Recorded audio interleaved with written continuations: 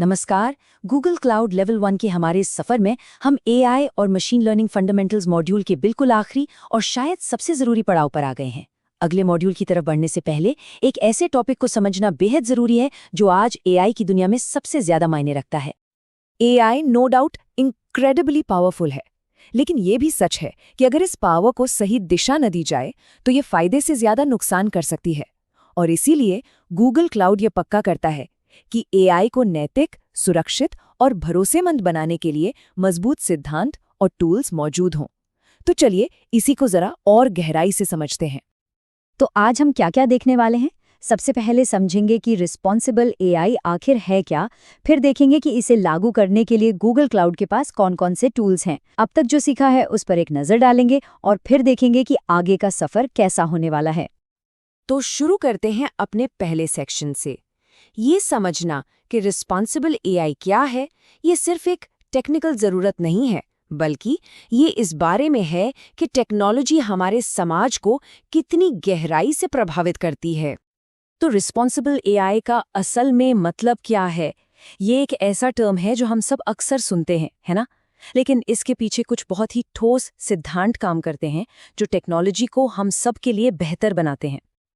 अगर आसान शब्दों में कहें तो रिस्पॉन्सिबल एआई का मतलब है ऐसे एआई सिस्टम्स बनाना जो फेयर हों, ट्रांसपेरेंट हों और जिनकी अकाउंटेबिलिटी तय की जा सके।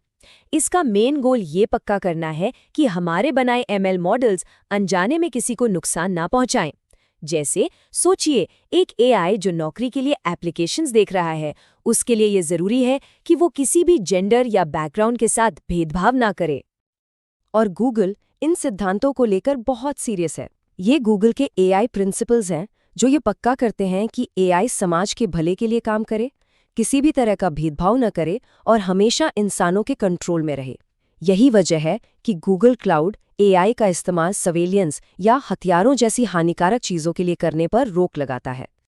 चलिए एक एग्जाम्पल लेते हैं। मान लीजिए एक बड़ी कंपनी नौकरी के लिए हजारों एप्लीकेशंस प्रोसेस करती है।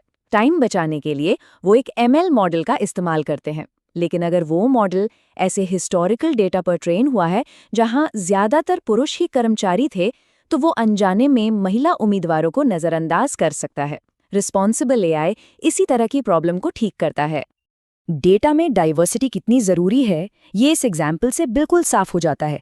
अगर एक इमेज रिकग्निशन मॉडल को सिर्फ वेस्टर्न खाने की तस्वीरों पर ट्रेन किया गया तो वो भारतीय या एशियाई डिशेस को पहचानने में गलती करेगा, है ना? तो सोल्यूशन क्या है?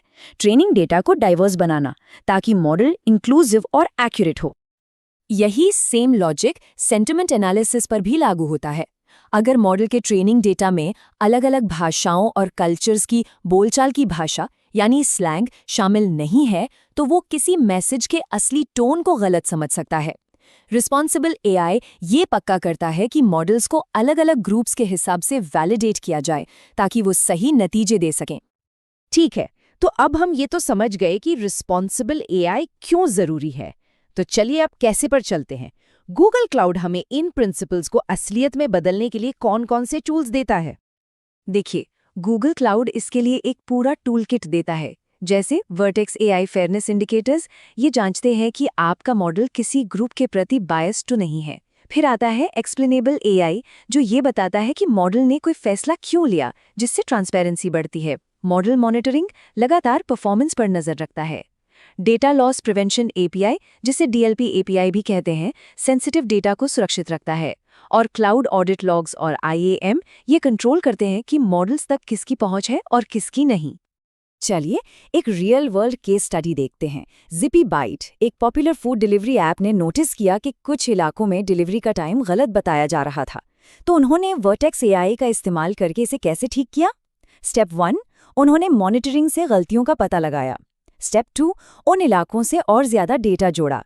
स्टेप 3, मॉडल को रीट्रेन किया। और फाइनली फेयरनेस इंडिकेटर से ये पक्का किया कि अब प्रेडिक्शंस सभी के लिए एक्यूरेट हैं। बहुत बढ़िया। इससे पहले कि हम आगे बढ़ें, चलिए एक क्विक रीकैप करते हैं कि हमने इस पूरे एआई और मशीन लर्निंग मॉड्यूल में कितना कुछ सीखा है।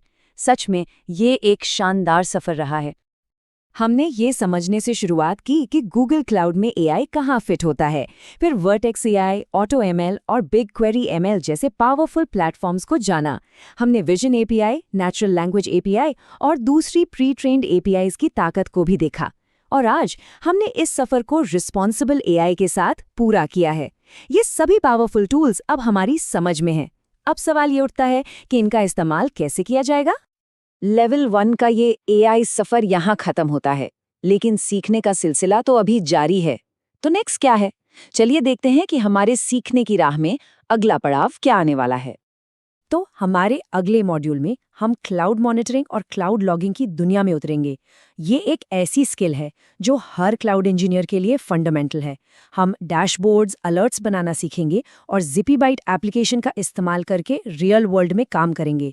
लेवल 2 शुरू करने से पहले इसमें मास्टरी हासिल करना बहुत ज़रूरी है। लेवल 1 और लेवल 2 के बीच एक बहुत बड़ा अंतर है। लेवल 1 हमारी फाउंडेशन बनाने के बारे में था, जहां हमने थ्योरीज और फंडामेंटल्स को समझा।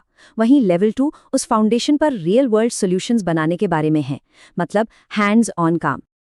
लेवल 2 में हम सीधे GCP कंसोल में काम करेंगे।